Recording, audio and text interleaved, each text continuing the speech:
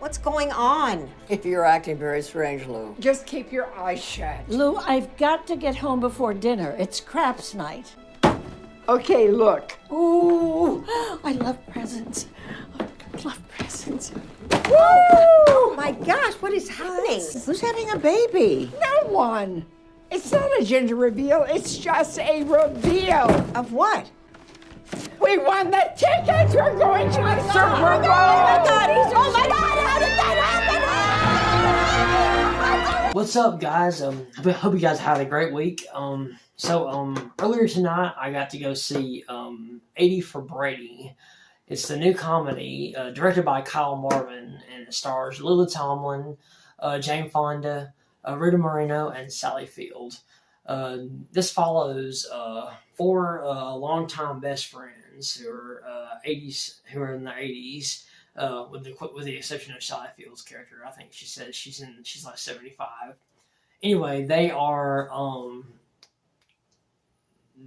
the biggest fans of Tom Brady, and they love the Super Bowl. They celebrate it every year, and instead of having their usual Super Bowl party, they decided to break tradition by deciding to actually go to the Super Bowl, which is held in Houston, Texas, with the New England Patriots versus the Atlanta Falcons, which this is Super Bowl 51 in 2017, which is obviously 6 years ago.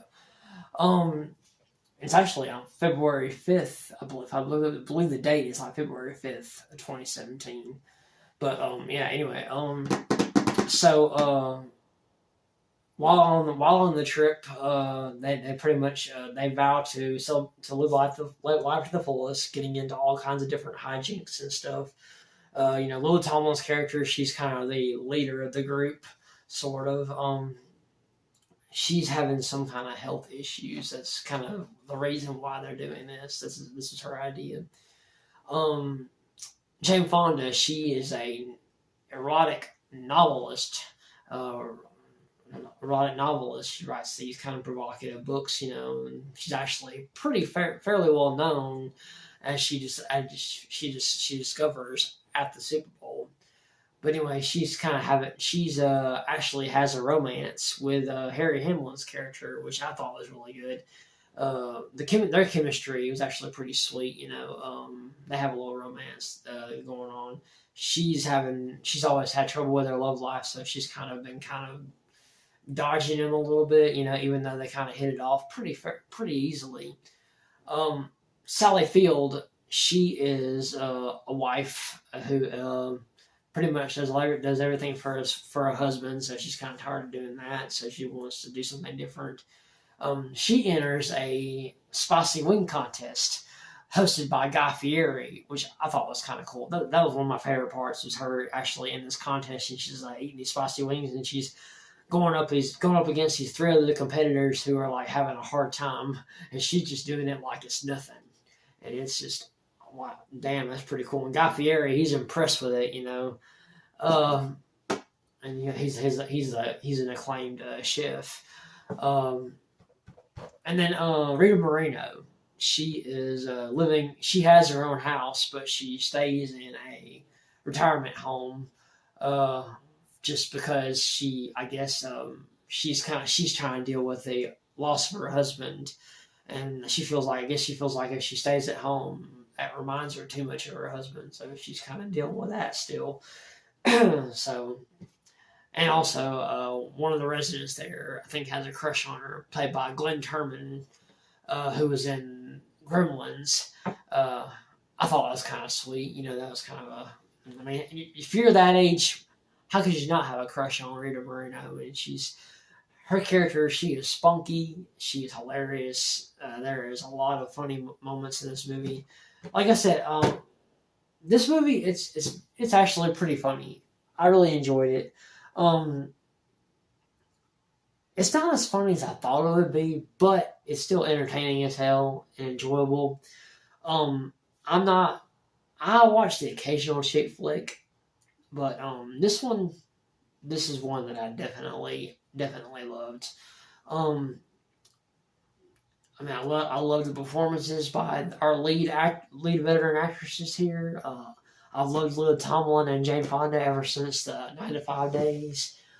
I've loved Sally Field since Smoking the Bandit, and then Rita Moreno I kind of fell for a little bit later with her appearance on the reboot of One Day at a Time. I loved her on that show, and she was also the host of the Beauty and the Beast special late last year.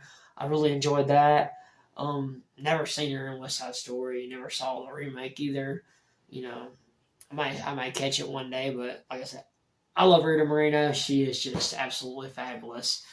Like I said, I love the performances of them. Their friendship is really really inspirational, and I didn't realize that this was based on a true story. I really didn't, and that makes this all the more inspirational. And there's a lot of heart to it. Um, Really, the only I mean, like I said, I enjoy their friendship. They have really good chemistry. You know, it was pretty believable, pretty realistic. Um, I think my only issues with this movie really is basically from a technical and a knowledgeable standpoint, which I don't really want to say because it could be connected to spoilers. I don't want to say anything like that, so I'm just gonna say that.